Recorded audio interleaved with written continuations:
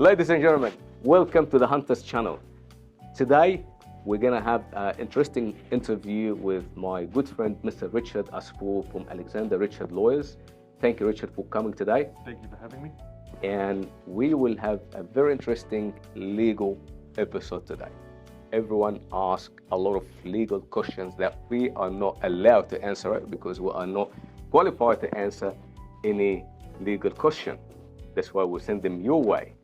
But today we're going to have a general common questions, and we will cover a couple of things that people they would like to ask all the time. So the first part of this episode, we're going to discuss the biggest 3 mistakes people they make when they purchase a property. The second part, we will ask Richard the most common questions that clients they ask us, and we will ask you to answer it in 30 seconds.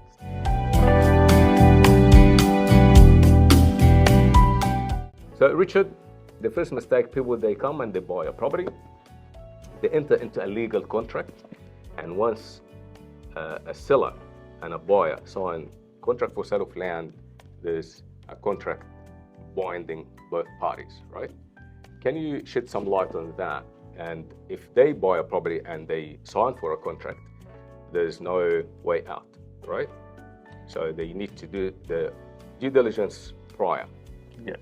A contract for sale of land is like any contract.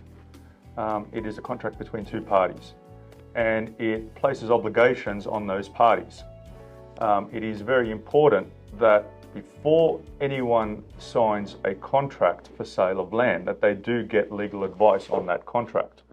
One of the biggest mistakes is someone will turn up to an auction and without legal advice bid on a property, the hammer falls on their bid, and they then effectively become the purchaser of the property, not knowing that they've got to pay a deposit, not knowing that they've got to have finance approval, not knowing that they purchased the property in exactly the same condition that it is at the time that they have exchanged contracts. So yes, if with any contract there is consequences. If you don't comply with the obligations of the contract, then you will be liable for damages. And so a purchaser who does not or is not able to complete on the transaction will be liable for damages to the vendor. And those damages include the loss of the 10% deposit, includes the legal fees, any interest, and also the difference in the purchase price if the seller sells the property for a lesser price than what the purchaser had purchased it for. So yes, it is very, very important that a purchaser obtains legal advice before purchasing a property. Now, the other thing is that property transactions are individual. They're not all the same. All vendors are different. One vendor requires a 12-week settlement. One vendor requires a 6-week settlement. Some vendors require a license to occupy, which means that they will remain in occupation of the property. Some contracts are subject to probate, and so settlement periods range and vary with most contracts for sale of land. The purchaser will need to get advice not only from a solicitor or a conveyancer in relation to the contract, but also needs to tailor that advice to their own individual circumstances. So if a purchaser is borrowing money to purchase a property and their finance approval is only valid for 2 to 3 months, and they purchase a property that's subject to probate, which means that the vendor has passed away and the vendor's executors are actually selling the property on behalf of the vendor, but probate takes 4 to 6 months, well then their finance approval will lapse. And if their finance approval lapses, then they will not be able to complete on the transaction.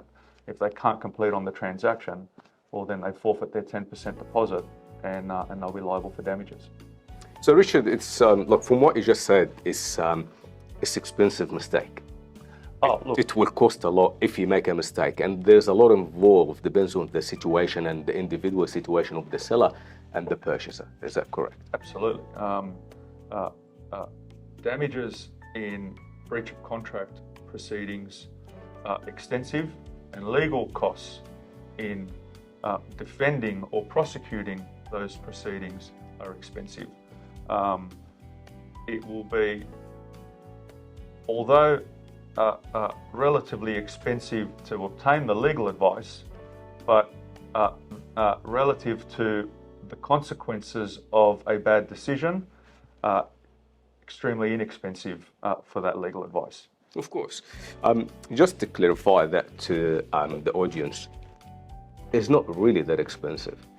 I'm just telling you that because, like, when we go to list a property and, like, we sit down with the vendor and we say, okay, look, you will need to have agency agreement and you will need to have contract for sale prepared by a solicitor or conveyancer. So a lot of vendors, like, they never sold before. They think that's about 20-30 grand contract to be prepared by a legal by a solicitor, and that's the legal fee. Mm-hmm. But it's not really that expensive. Is that right? Well, relative. When I said expensive before, what I meant was you'd probably have to pay the solicitor or a conveyancer for an hour's worth of work, and the average solicitor for an hour's worth of work will charge $500. Yeah. The average conveyancer for an hour's worth of work will charge anywhere between $250 to $350 for that hour. Yeah. Now, when I say expensive, I mean expensive relative to what someone would normally pay for $400, if that makes sense. Yeah. But the consequences of making a bad decision are a lot more expensive than that. Of course, you wouldn't compromise with the legal advice, because it's just, if you don't get it right, as you said, it's going to be a very expensive mistake, and that's what we would like everyone to avoid, making an expensive mistake that can cost you a lot.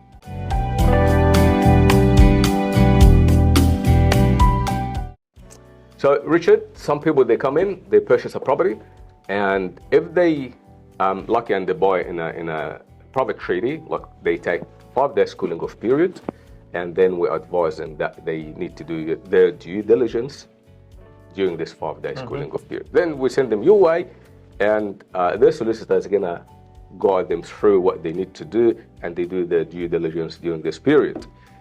And if they purchase a property in auction, they need to do this due diligence prior to the auction time. Correct.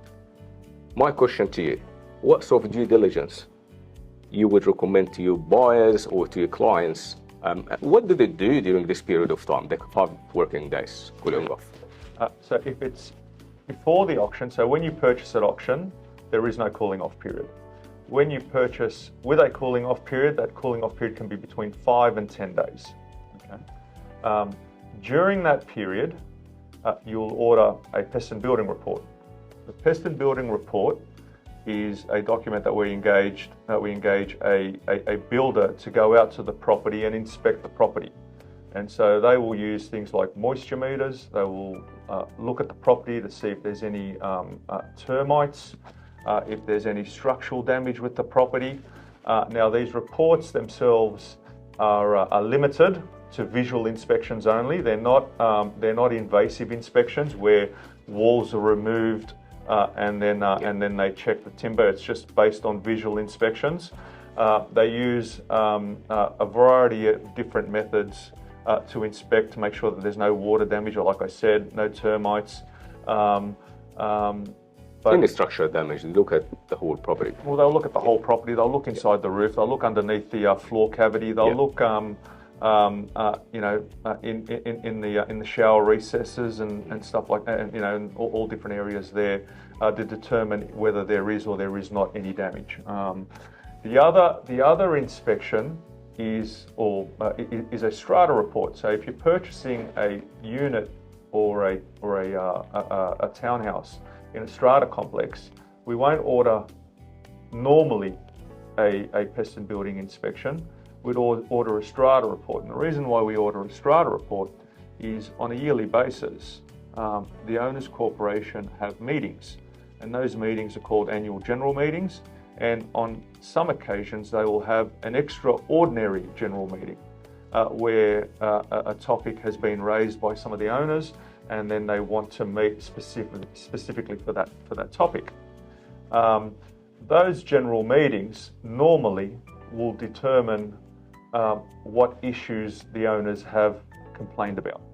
Okay, if some owners have complained about balconies, if some owners have complained about water ingress into the car parks or into the basement, if the owners have complained about defects of a general nature or of a structural nature, and then that's how we determine what issues are present at that building. Now, if it is a townhouse and it's a freestanding townhouse within a complex, then the purchasers really should order a strata report and a pest and building report. That would clearly tell them if there are any structural issues with the property and what complaints the owners have been making or have been raising with the strata manager in relation to the property, the common property itself, so being the driveways and all of the other common areas that are shared by all of the owners. Other due diligence is, of course, during a cooling off period or before an auction, you get your solicitor to read the contract, make sure that that you're completely aware of what the terms are in the contract. During that period, a solicitor will write to the other side if necessary and request some amendments to the contract or request for some further information in relation to disclosures that are in the contract, just so that the purchaser is aware as to what they are buying. And the third thing is your finance. During that period, your solicitor will send a copy of the exchange contract. This is during the cooling off period. Will send a copy of the contract to your broker or to your financier, and your financier will then order a valuation. The bank will then send out a valuer to inspect the property to ensure that the value of the property is in accordance with the contract price.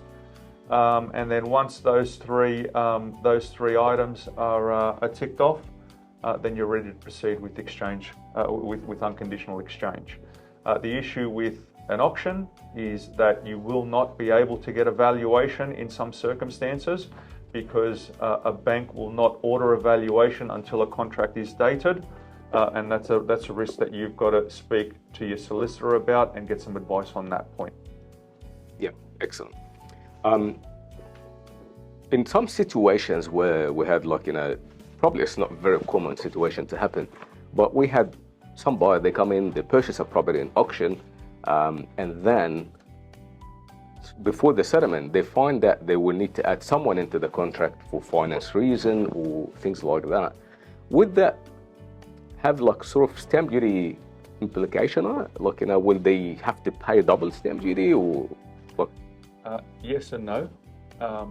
There are sections in the Duties Act that allow limited people to be added or removed from a contract without double duty being payable.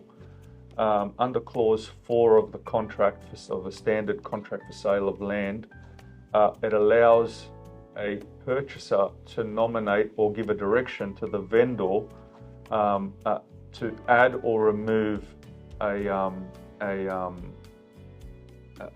purchaser from the contract. Those circumstances are limited, and you'll need to get advice as to who those parties are.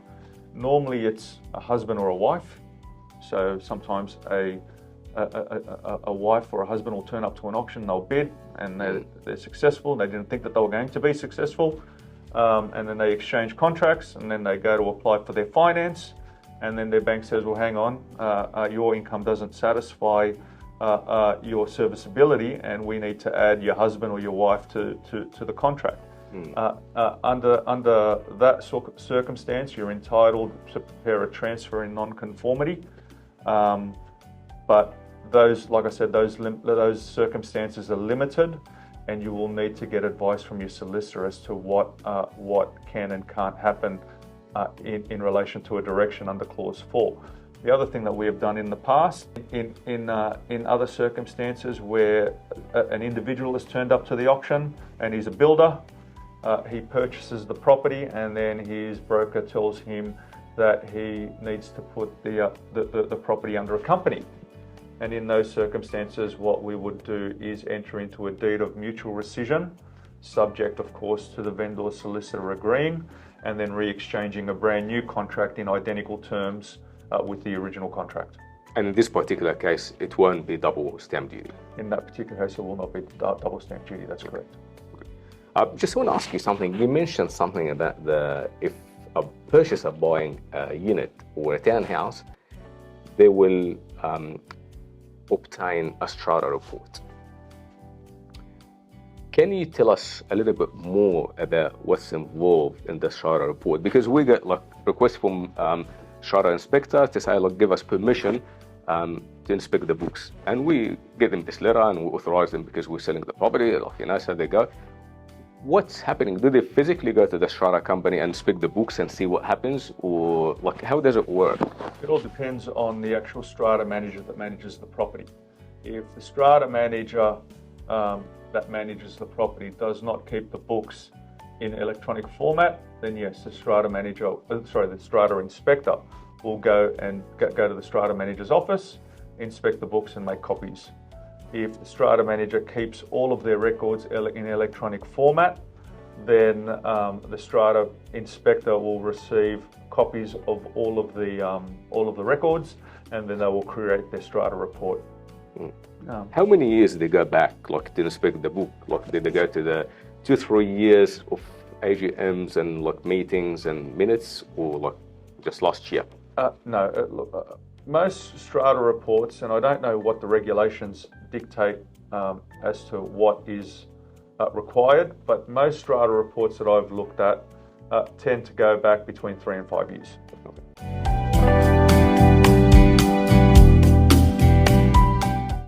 The next one, not understanding the potential of the land, what they can do with the land. And as you know, a lot of buyers, they buy a property to live in it, which is in this case, maybe the zoning is not important for them, but it's important when a purchaser buy it with a potential, an investor, like when I know in the future, can I put a granny flat or not? In the future, can I knock down this old house and build a duplex? Is it allowed to build dual occupancy or not? And it will be more important if this purchaser is a developer. Like, you know, I want to know, like, you know, how many apartments I can put in here, and how many townhouses can I do townhouses or not? And the legislation and the requirements keep changing. So in certain councils where they were allowed to build duplexes in, like, you know, in any R2, now they have like certain areas where they can build duplex or they can't. So things can change. Can you give us like a general idea on what's the potential of each land and what the purchaser need to look at? Is that in the zoning certificate where they can find that, and what's the different type of zonings that are available there in most of the councils? The zoning certificate that's attached to the contract is called the 10.7 certificate. So there's two types of 10.7s. There's a 10.72 and a 10.75. The 10.72 has very limited information in relation to the property.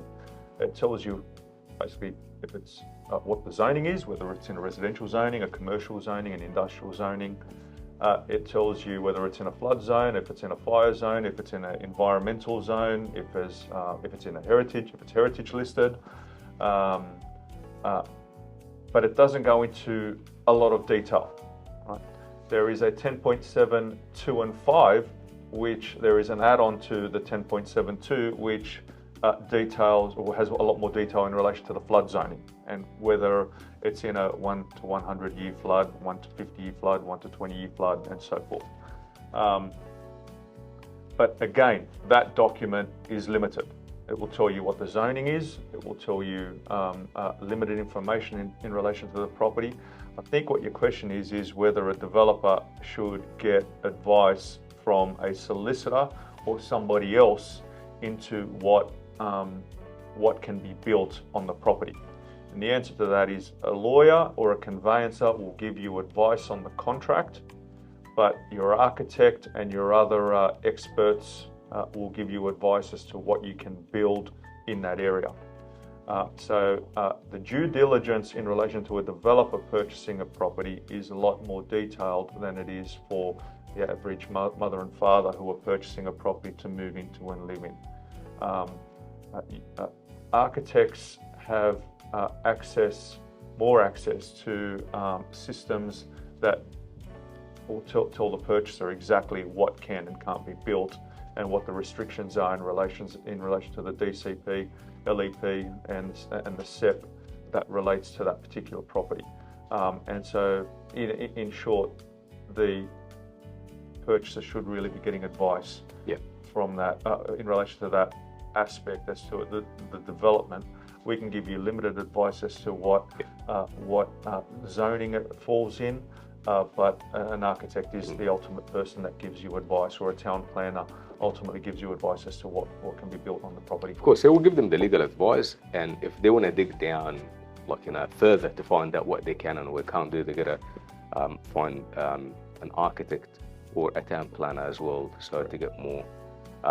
But you will still, advise your clients when you give them a legal advice that, hey, this land is R2, this land is R3, this one is R4. Mm-hmm. That's correct? Yes, absolutely.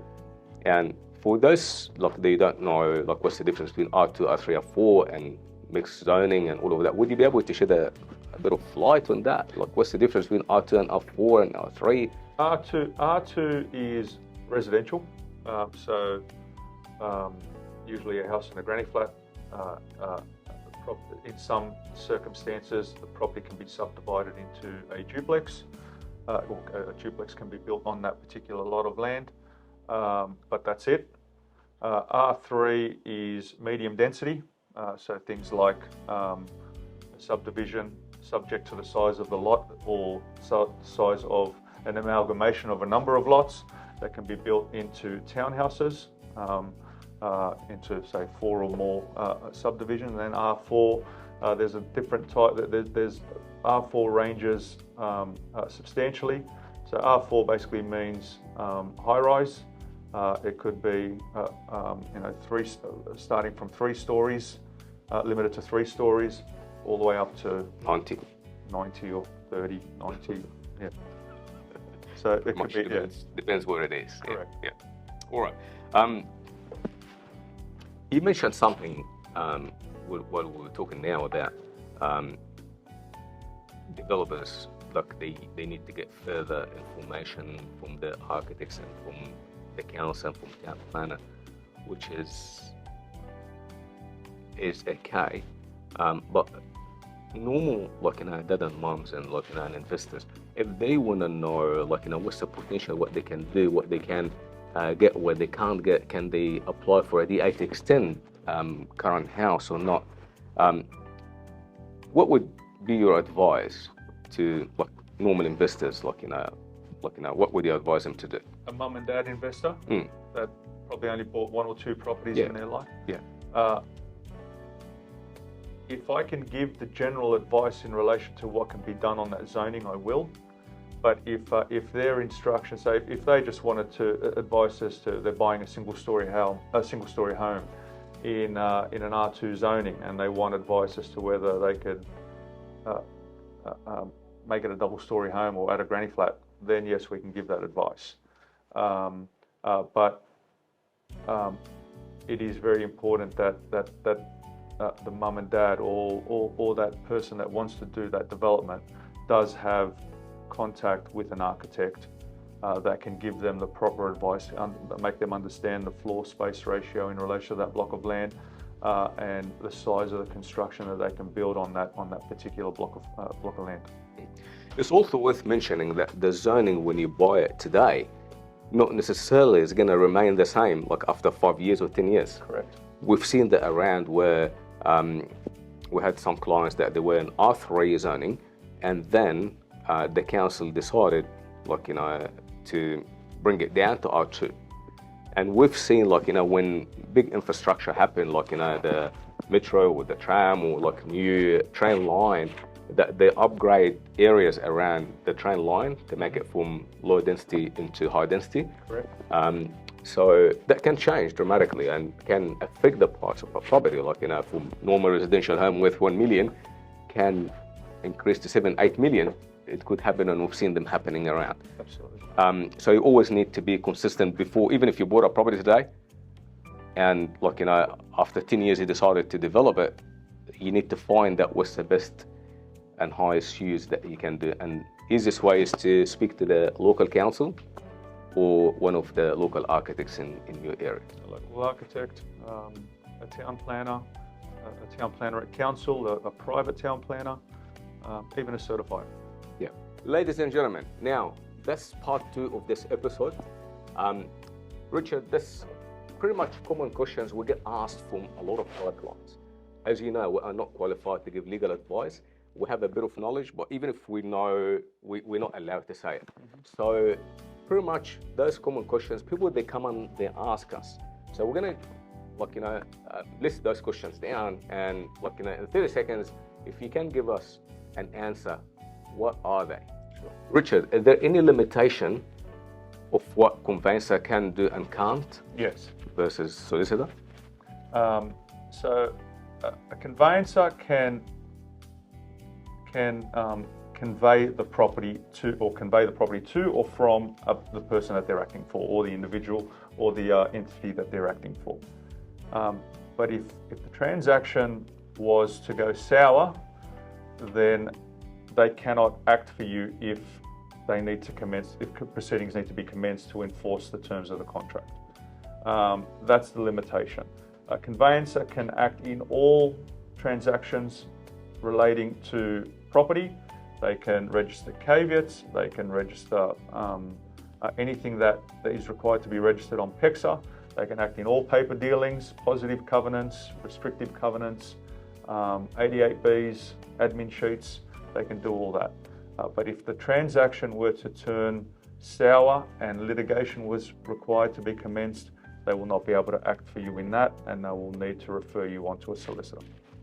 Richard, what's the difference between buying a property in a private treaty transaction versus auction? With private treaty, there is a statutory cooling off period to the contract. The cooling off period only applies to the purchaser. So in respect of a vendor, selling at auction or selling via private treaty, it makes no difference. They are bound by the contract from the date that it's exchanged. However, a purchaser, when they exchange via a private treaty, they have the benefit of a cooling off period. During that cooling off period, they're entitled to do their due diligence.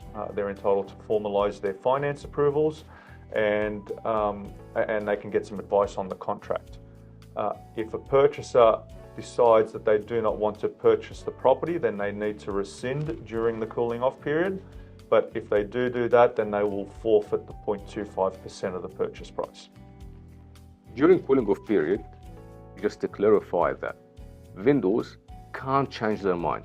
Correct. So the cooling off pretty much is being given to the purchaser to give them the right to change their mind. Correct. But the vendor, once the vendor commits into the contract, they have no option to change their mind. The vendor do not have the benefit of the cooling off period.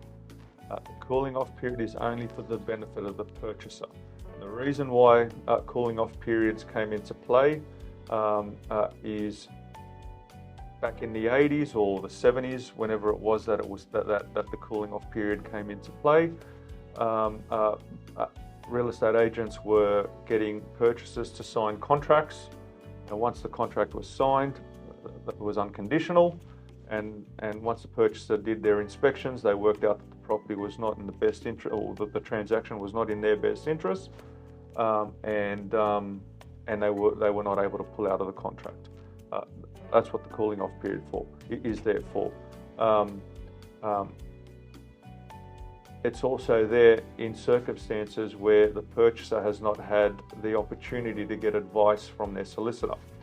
It allows the purchaser, once they receive, once the contract is exchanged and the contract is forwarded to their solicitor, the solicitor gives them advice on the contract, and if there are some clauses in that contract that are not in the interest of the purchaser, or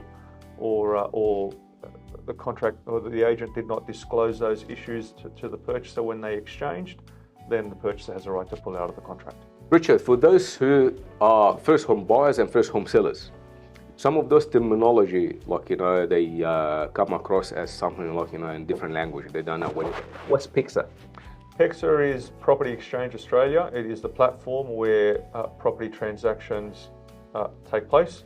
So PEXA is linked with the Department of Lands and every Department of Lands in Australia. So in New South Wales, we have the New South Wales Land Registry Service, which is our Department of Lands.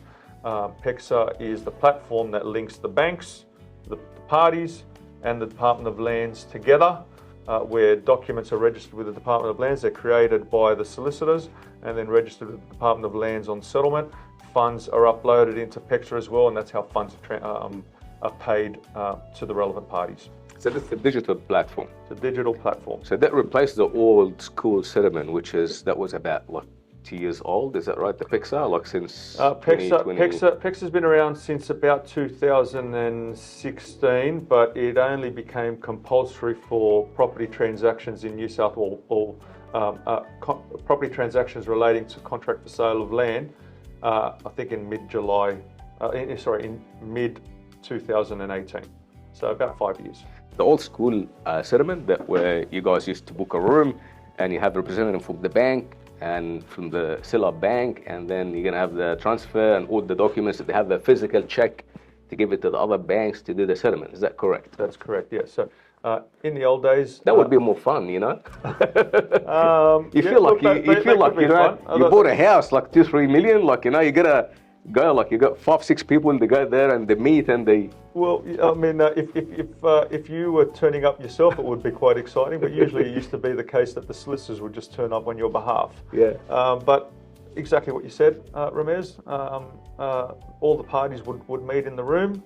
The vendor solicitor would turn up. The vendor's bank would turn up. The purchaser solicitor would turn up, and the purchaser's bank would turn up. Yeah. And so the vendor's bank would say, we want to check for whatever the payout of the mortgage was for that day, and so the purchaser solicitor or the purchaser's bank would give that check to them. The purchaser solicitor say, we want to check for our fees, and then the purchaser's bank will give the check for their fees. The purchaser's solicitor would receive their fees, and then the bank that's acting for the purchaser's bank would request the documents to be registered on title, and then those documents, being the transfer and the discharge of mortgage, would be given to the purchaser's bank, and then they'd go away to the Department of Lands and register them by paper that way. All of PEXA has now gotten rid of all of that. In my opinion, it's simplified the process. It is. It's a lot easier. It's also gotten rid of a lot of the issues with human error. Correct. Someone had an accident on the way to the settlement time, so that would delay the settlement. Well, we've had situations where settlement agents were on the train heading over to the settlement venue and got off the train and left all the documents on the train. Here we go. And when that happens, serious dilemmas happen. All right. What's settlement? Settlement is the event where the property is actually transferred from one party to the other and the money changes hands. With every contract, there is a settlement date.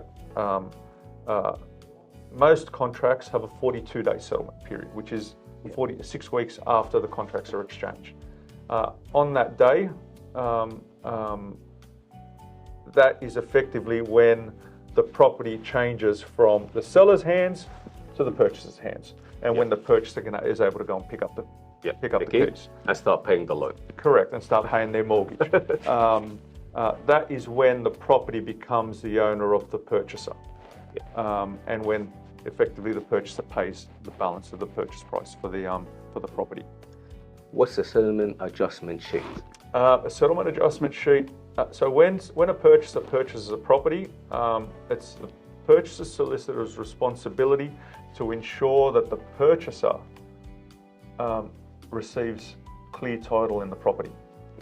And so bills or charges that stay with the land are water rates and council rates, strata levies, land tax, and I mean in what the settlement adjustment sheet is effectively dictates what the purchaser is liable for the end of the financial year in the council rates, water rates, land tax, and strata levies if they apply, and what the purchaser is liable for. And so water rates are charged on a quarterly basis and land rates are charged on a yearly basis. And so assuming council rates are $1,000 for the year and we settle on the 1st of January of whatever year, well then the purchaser will be liable to pay 6 months of council rates. And so the settlement adjustment sheet adjusts what each party is liable for in relation to the charges that follow with the land. Richard, what's easement? An easement is a right of way that is registered on a property. And so there is a benefited lot and there's a burdened lot. Usually an easement would be to drain water. That is a common easement that is registered on title. The water authority or sometimes the adjoining lot owners will require an easement to be registered on title. It allows water to travel from one property to the other to either a drain or along a natural causeway, and it gets registered on title. It prevents the owner of the property from interfering with that easement. So this is a disadvantage. So if I own a property that has easement in my backyard or the side or whatever it is, I can't build on it. Yes and no. In limited circumstances, you may be able to build over it. It all depends whether the structure that you're building over the easement will affect the easement. But that's advice that you'll need to get from an engineer and from your architect and also from your solicitor in relation to that particular easement. So when you say the easement can be positive or negative, I would say. You mean burdened or? Burden, which is mean there's something negative, is that right? Like it affects me in a negative way. Correct. It's a burden on my land. Or it could be positive. And the same easement can be at the same time benefit for the purchaser. Like, like an example, if I want to develop in a land where I will need to purchase easement if I don't have it on my land. Mm-hmm. So that could be positive. Absolutely. Is that correct? So easement is not negative all the time. It's not something like I look at as, like this land got an easement, I'm not going to touch it. It could be useful. Absolutely. Is that correct? Absolutely. An argument is that if there is an easement to drain water on the burdened property, and I'm purchasing that property, and I intend to build a dual occupancy on it, for argument's sake. There have been new regulations from council and from councils and from other authorities that they're starting, well, they already have prevented dual occupancies on properties that slope down without obtaining an easement from the property behind you. But if you've already got an easement to drain water on your property, well, then you can just tap into your own easement. So it may actually work in your favour. But usually a burdened lot is the lot that the easement is registered on, and the benefited lot is the lot that has the benefit of that easement. And so if my property is next door to yours and I'm higher than you, then I may have an easement registered on your property for my benefit, so that water can travel down and go into your property and then travel out onto the road. You need to pay me for this. Yes. So consideration: if I need to purchase an easement from the property behind me or next door to me, then yes, usually it is the case that the property that wishes to have an easement on the property next door or behind will have to pay market value for that property. Okay. What's a caveat? A caveat is a notice to parties that somebody, so an individual or an entity, has a charge or a chargeable interest over the property that the caveat is registered on. It prevents the owner of the property where the caveat is registered from dealing with that property in any other way, in any way that would affect the caveator's right or interest in the property. An example of that is an agreement. So a lot of tradies these days have contracts or have accounts with their suppliers, like carpenters or bricklayers would have accounts with the bricking companies, or carpenters would have accounts with their suppliers who supply them timber.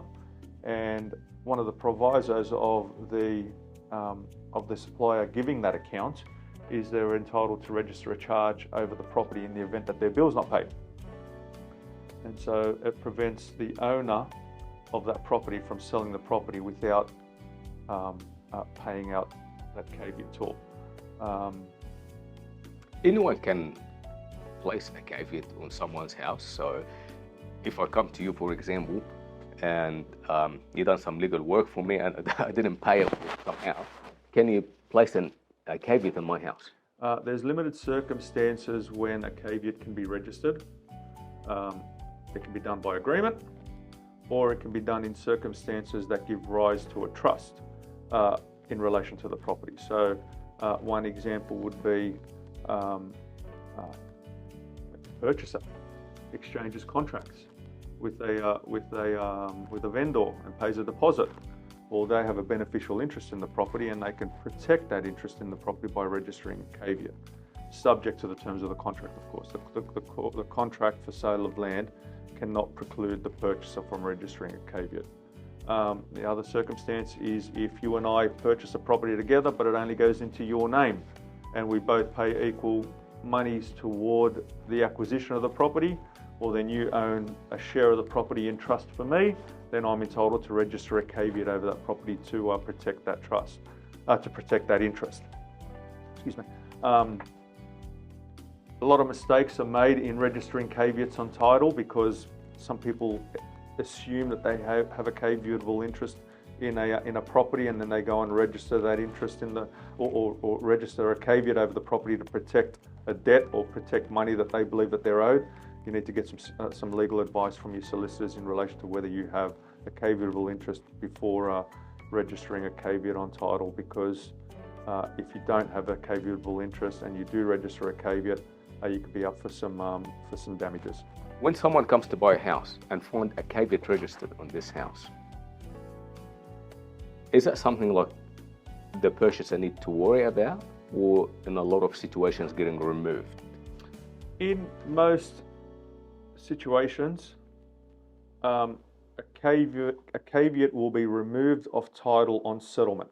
So the caveator's representative will be invited into the PEXA workspace and then and advised of settlement, and the caveator will then upload the amount that they are owed, and settlement proceeds and as far as the purchaser is concerned, there is no issue.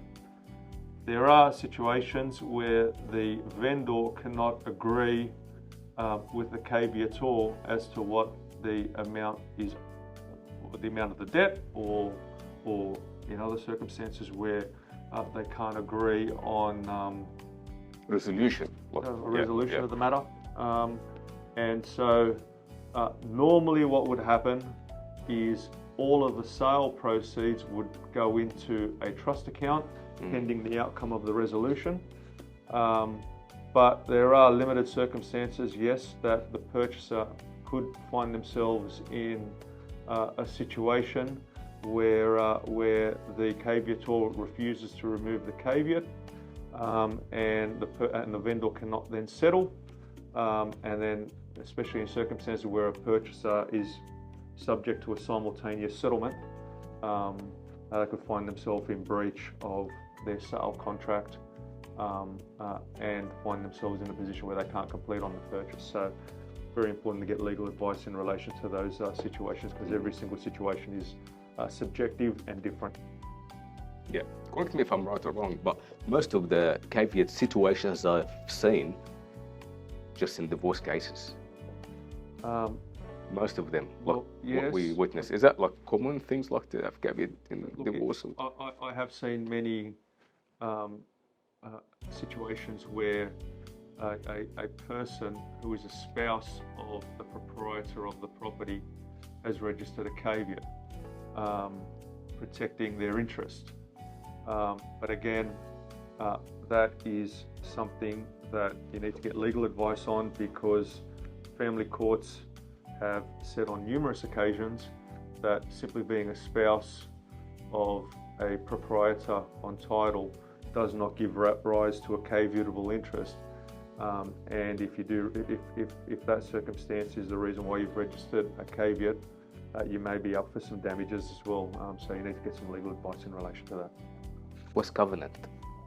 Covenant is an agreement between either adjoining property owners or a council or a water board or any other authority. So the covenant gets registered on title. It's a promise that that the owner and any subsequent owner of that property will only act in accordance with that agreement. What's an example of a covenant? Fences. Yeah, Some council said the whole street need to have a fence or not to have a fence. Is that a typical example of covenant? Yes. So in some new subdivisions, the covenant would be that you can only install a particular type of fencing, either timber, colour bond. That's exactly right. And so